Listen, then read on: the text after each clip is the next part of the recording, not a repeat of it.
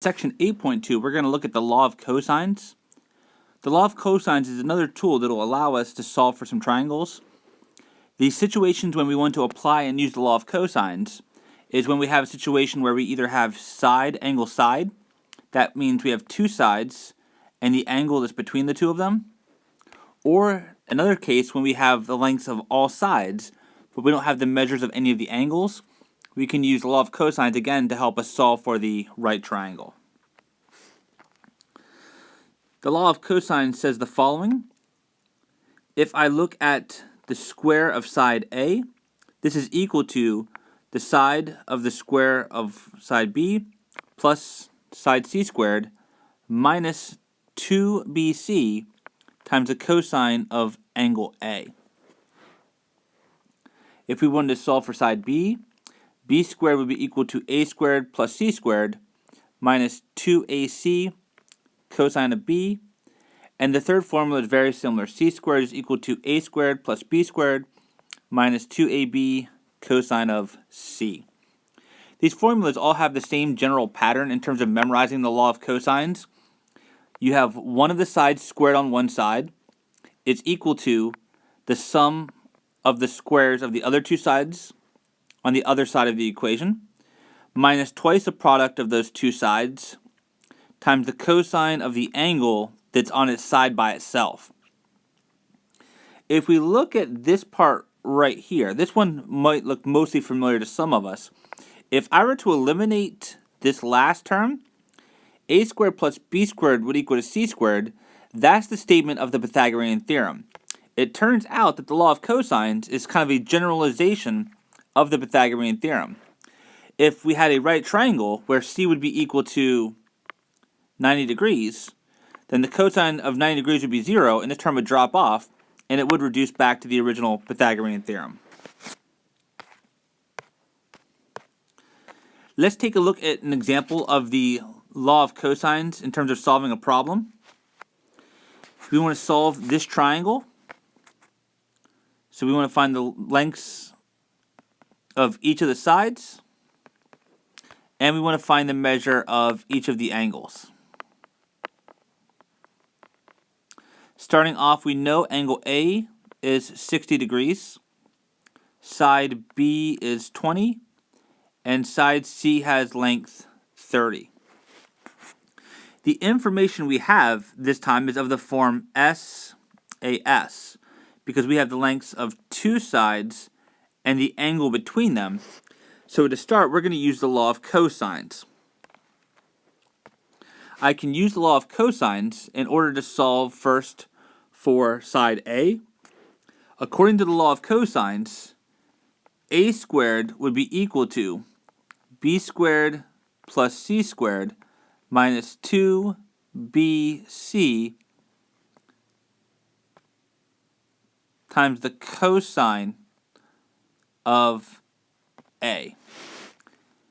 That is, A squared equals 20 squared plus 30 squared minus 2 times 20 times 30 times the cosine of 60 degrees. I can plug this into my calculator, the right-hand side.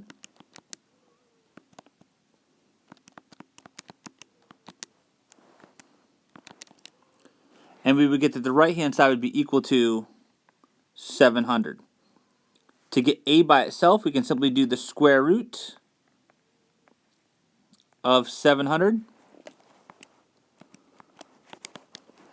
which is going to be approximately, to the nearest tenth, 26.5. So the length of A is going to be 26.5.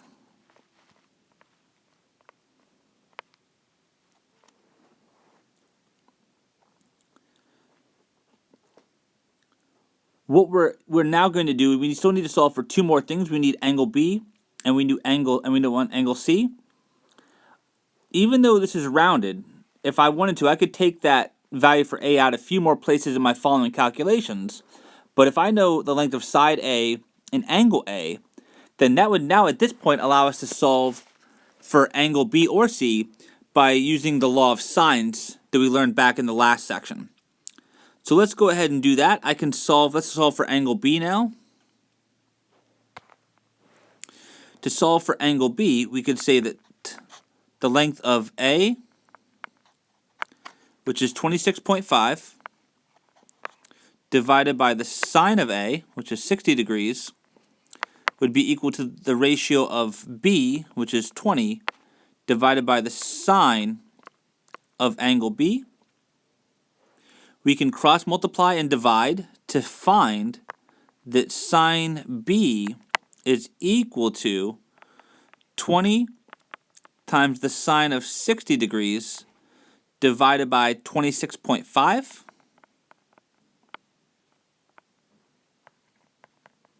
So we have that the sine of B is equal to approximately about 0.6536. So to find B, I can get rid of the sine by doing the sine inverse of both sides. If we do sine inverse of 0.6536, we would get an angle rounded to the nearest whole degree, which would be 41 degrees. That now gives us the measure of angle B. And then lastly, we can find the measure of angle C by adding A and B together and subtracting them from 180. That would tell us that angle C is going to end up being 79 degrees. So we solved the triangle because the starting information was SAS, side angle side. We began by using the law of cosines. That allowed us to solve for that third side A. And then once we had side A paired with angle A, we could finish the problem by finding one of the remaining two angles by using the law of sines. And then that last angle then by doing the sum of the three angles adds to 180. Let's take a look at another application for the law of cosines, when we're given the starting information of side, side, side. So if we have SSS like we do here, we know the lengths of side A, side B, and side C. The only thing that we don't have is the measure of any of the angles. So if we're to solve this triangle, all that remains to do is find the measure of angle A, the measure of angle B, and the measure of angle C. To do this, let's begin by starting by writing out the law of cosines. And it doesn't matter which angle you start with first. Maybe I'll go ahead and solve first for angle A. If I'm going to solve for angle A, then I would want to use the law of cosines formula that involves A in it. And that would be the following. It's A squared equals B squared plus C squared minus 2BC times the cosine of A. Plug in all the variables that we know. That's going to be 6 squared equals 9 squared plus 4 squared minus 2 times 9 times 4 times the cosine of A. We can do some of these calculations. 6 squared is 36. 9 squared is 81 plus 4 squared would be 81 plus 16, which is 97, minus 2 times 9 times 4 would give us 72 times the cosine of A. We can now solve this equation for cosine. To do that, you would subtract 97 from both sides first. 36 minus 97 would give us negative 61 equals negative 72 cosine of A. Divide both sides now by negative 72. We would get that the cosine of A equals negative 61 over negative 72. And then lastly, to get a by itself, we can take the cosine inverse of that fraction. Remember, a negative divided by negative is a positive. So negative 61 over negative 67, it's going to be over negative 72, is the same thing as positive 61 over positive 72. If we do the cosine inverse of that fraction, to the nearest degree, this would tell us that a is going to be approximately 32 degrees. So with side, side, side, we can still use the law of cosines. That will enable us to find the measure of one of the angles by isolating the cosine term and then doing inverse cosine. And now we're back into the situation where we have one of the side and angle pairings, so we should be able to finish the problem by resorting back to the law of sines to find the rest of these values. For example, I'll solve for angle B next, using the law of sines. Side A divided by the sine of angle A would be equal to side B divided by the sine of angle B. We can cross multiply and divide. We would find that the sine of B is going to be equal to 9 times the sine of 32 degrees all over 6.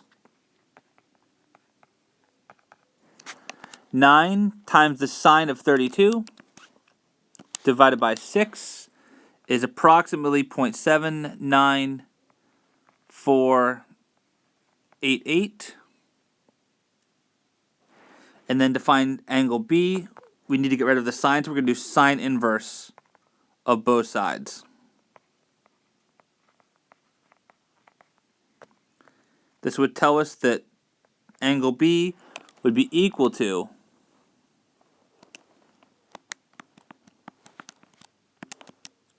the nearest degree, 53 degrees.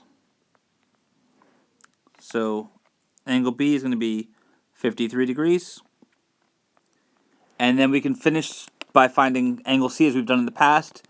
You add A and B together, subtract that from 180,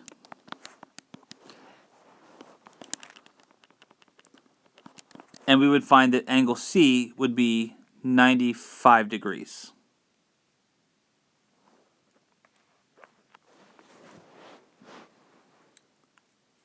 There is one more thing we're going to look at this section, and this is finding the area of a triangle when you were given no angles, but rather the lengths of all of the sides.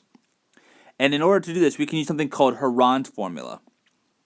Let A, B, and C be the lengths of the sides, and we're going to define S, which is going to be the semi-perimeter, which is simply 1/2 of the perimeter of the triangle. Remember, the perimeter of a triangle is you just add up the lengths of all of the sides. You do A plus B plus C. If you divide that by 2, that would give us the semi-perimeter. Herranz formula says that the area is equal to the square root of the semi-perimeter times the semi-perimeter minus A times the semi-perimeter minus B times the semi-perimeter minus C. In example 3, we want to find the area of a triangle with sides of length 12, 16, and 24. So it's 12, 16, and 24. Because we have the lengths of all three sides, let's begin by finding the semi-perimeter. We're going to add all of those sides up and divide by 2. 12 plus 16 plus 24 gives us 52. If I divide that by 2, that will produce 26. Therefore, the area should be equal to the semi-perimeter, which is S, that's going to be 26, times 26 minus the length of the first side, that's 12, times the semi-perimeter minus the length of the second side, that's 16, times 26 minus the length of the third side, which is 24. This is going to be 26. 26 minus 12 is 14. 26 minus 16 is 10. 26 minus 24 is 2.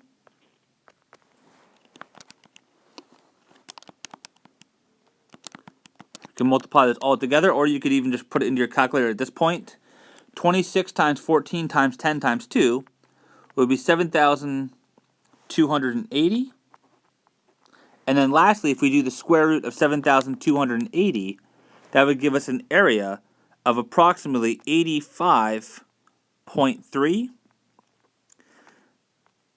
The sides were given to us in terms of units of yards, so the area will be in square yards.